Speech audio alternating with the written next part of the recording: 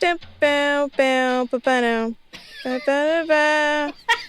Yeah. Yes. Intro. Let's do it.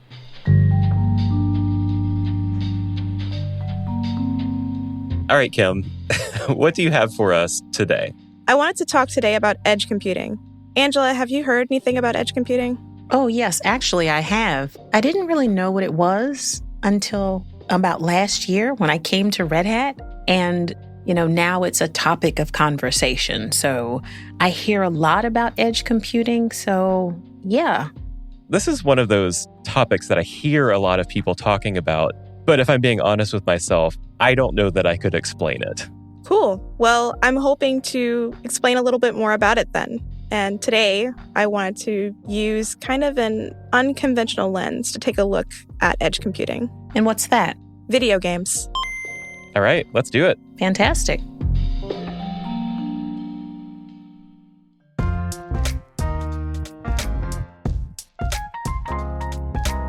This is Compiler. An original podcast from Red Hat. We're your hosts. I'm Brent Simoneau. And I'm Angela Andrews. We're here to break down questions from the tech industry, big, small, and sometimes strange. Today's question: what can video games teach us about edge computing?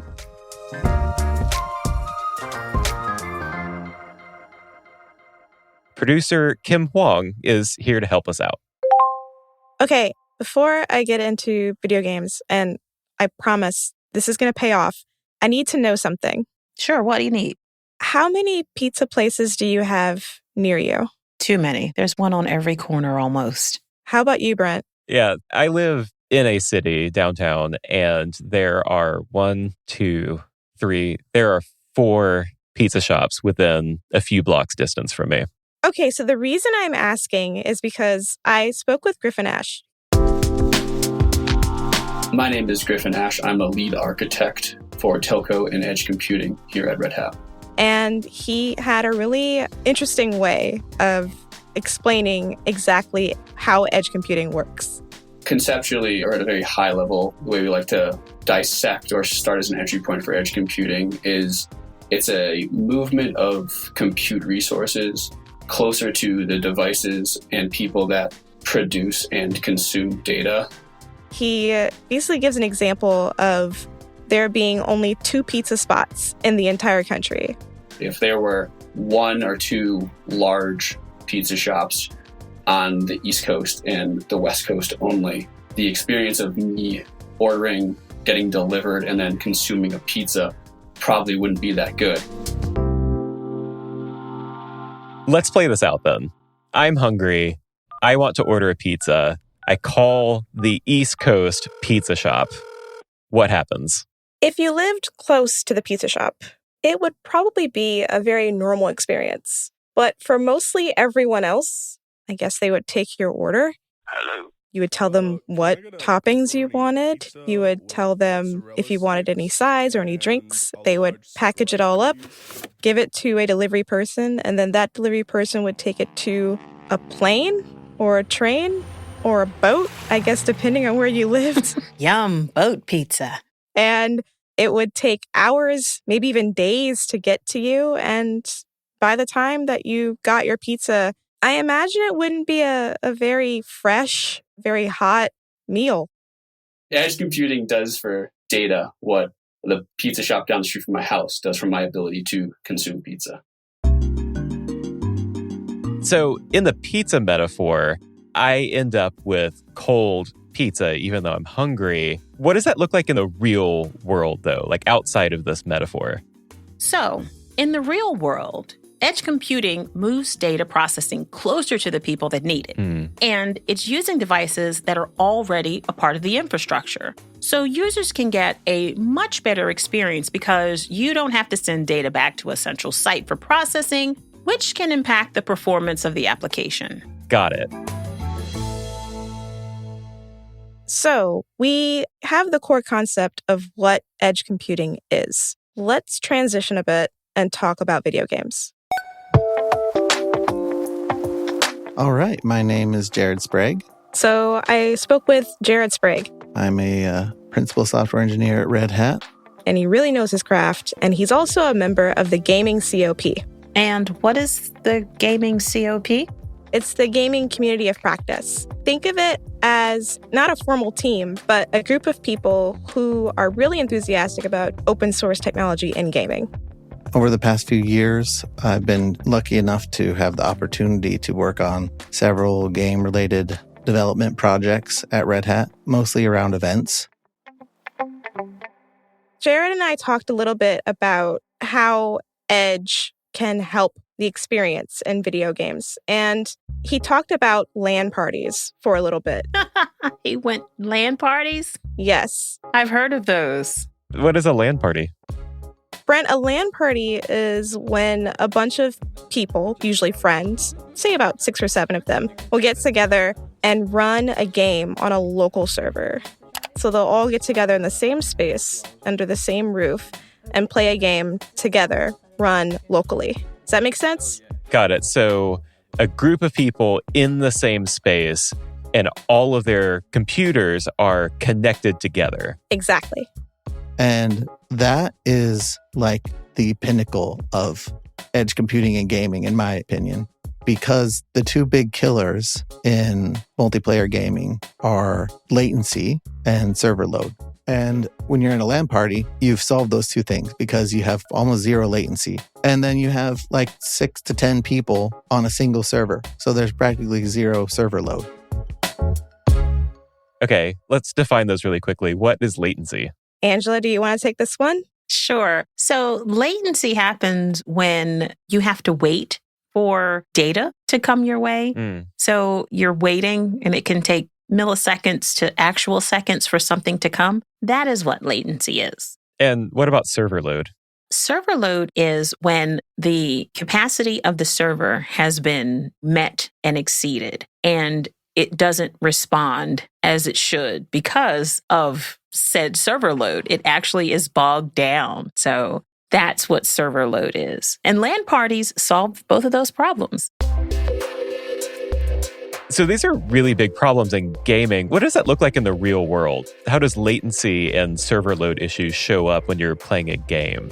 Well, it shows up in a lot of ways. It could show up in the game client trying to constantly correct, right? So when you're playing a game, there's 2 sources of information. There's information coming from the game itself. So think of like the level that you're on if you're playing a platformer, or the kind of characters that are in the game. And then there's information coming from the player, inputs that they're putting into whatever they're using to play a game, whether it's an actual controller or it's a keyboard. Those are 2 sources of information. And the game client is constantly trying to anticipate and correct based on those 2 data points, right? So sometimes when you'll play a game and you load it and you try to walk, and sometimes if you walk, it'll look like your character's not moving correctly, or your character's standing in one spot and then boop, it's standing in another spot. That's because the game client can't figure out where your character is on the server. Oh. So I'm curious now how edge computing could solve this. It basically makes it so that you have a virtual kind of LAN party. It makes it so that the load that would usually be on one server would be moved closer to the player themselves, so that instead of having inputs having to travel so far, they don't have to travel as far.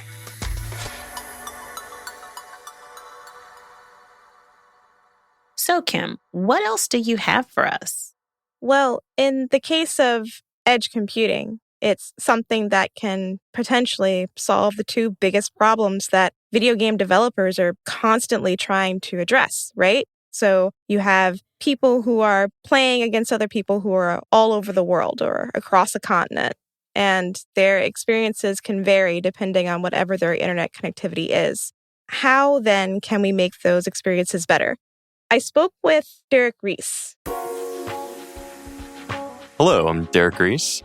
He's a principal engineer and another member of the Gaming COP. Basically, he consults with other people, other Red Hatters, on industry processes and game systems architecture. He knows how games are made from start to finish, and he knows how to put together the code that runs the game itself. like tools and servers.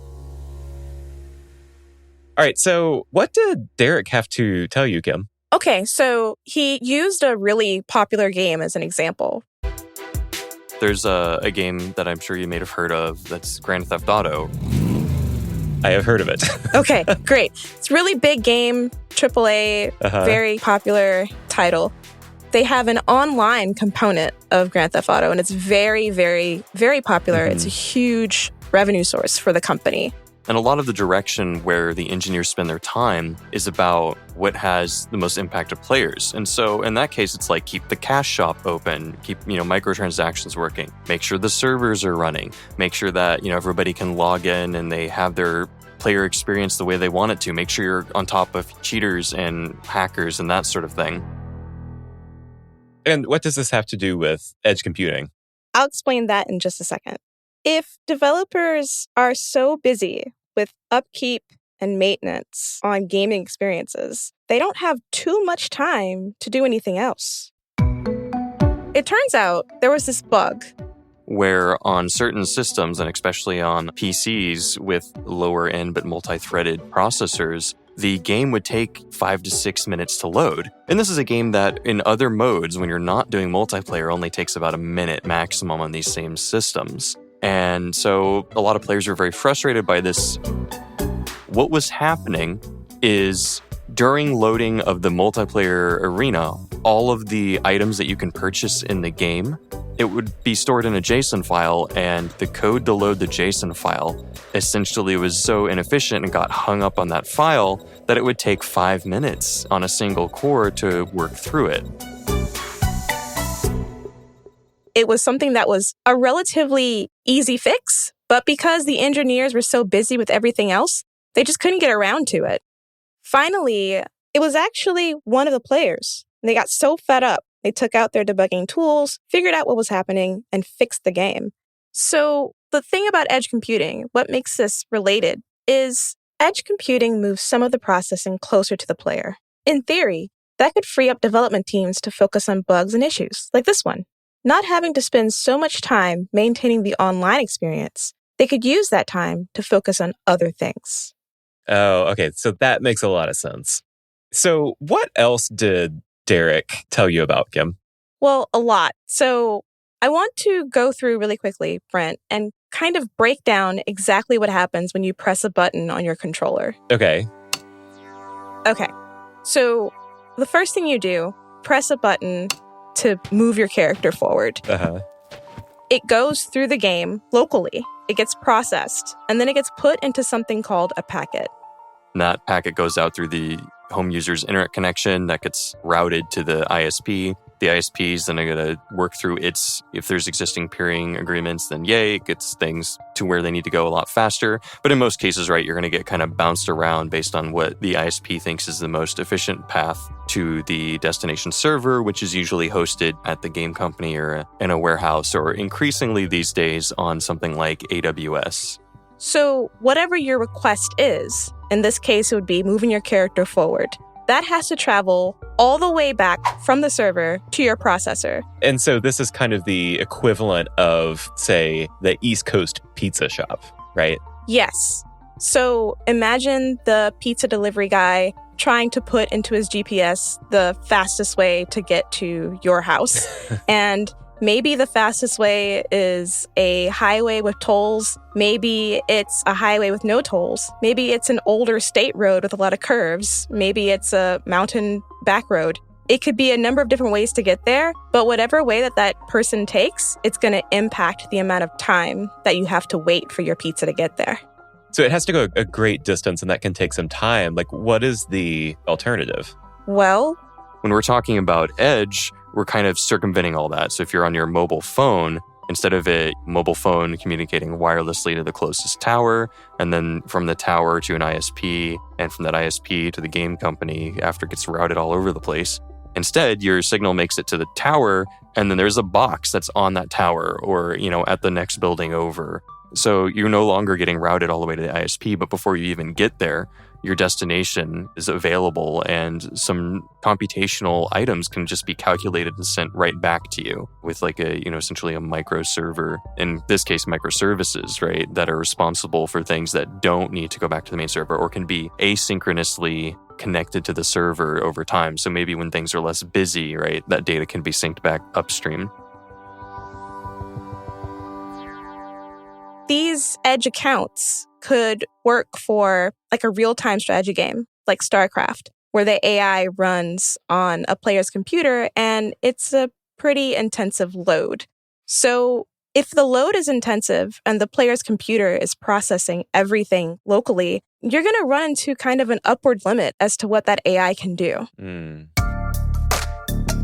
But if you offload that to a server in some type of edge infrastructure, all of a sudden you can play StarCraft against a very sophisticated AI. Oh, wow. So it ends up providing this really interesting and robust gameplay as well for end users, right? It definitely broadens the, well, pardon the pun, the playing field when it comes to gaming experiences. Wow. That's so cool.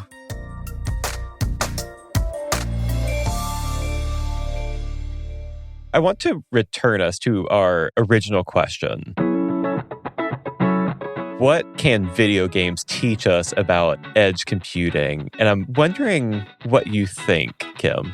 I think that video games are a really good potential use case because they already have these kind of challenges built into what they do. So they already have issues with processing information, with trying to balance internet connectivity between two different points or sometimes multiple points on a map or in the world. So they're already a very good, rich use case for Edge to really make a big impact on the way that they do business and the way that they make games. So there's a lot of implications there. And that's kind of why I wanted to talk about edge computing in that lens. This is one of those terms that I hear a lot of people talking about. What other industries could this potentially revolutionize? Well, I see a lot of innovation happening with edge computing in healthcare.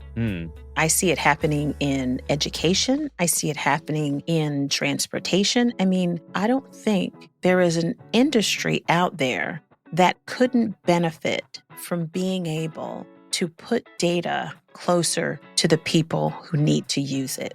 I see edge becoming more and more prolific in a lot of these industries just for that reason. There's tons of use cases across all of these verticals where edge could really be able to move data out of their data centers closer to the people that need it.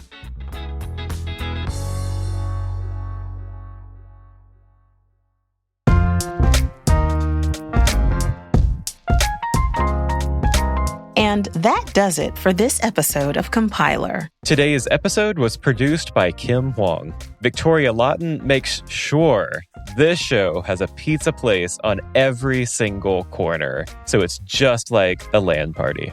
Our audio engineer is Christy Chan. Special thanks to Sean Cole. Our theme song was composed by Marianne Chetta. Big thanks to our guests, Griffin Ash, Jared Sprague, and Derek Reese. Also, a special thank you to Red Hat's Gaming COP. They were a big help putting together today's show, and you can check out their collection of community-built games at arcade.redhat.com. Our audio team includes Lee Day, Laura Barnes, Claire Allison, Nick Burns, Aaron Williamson, Karen King, Boo Boo House, Rachel Ortel, Mike Compton, Ocean Matthews, and Laura Walters. If you like today's show, please follow us for future episodes. We would love to see you here next time. Love, love, love. Thank you so much for joining us. Bye, y'all. Thanks, everybody.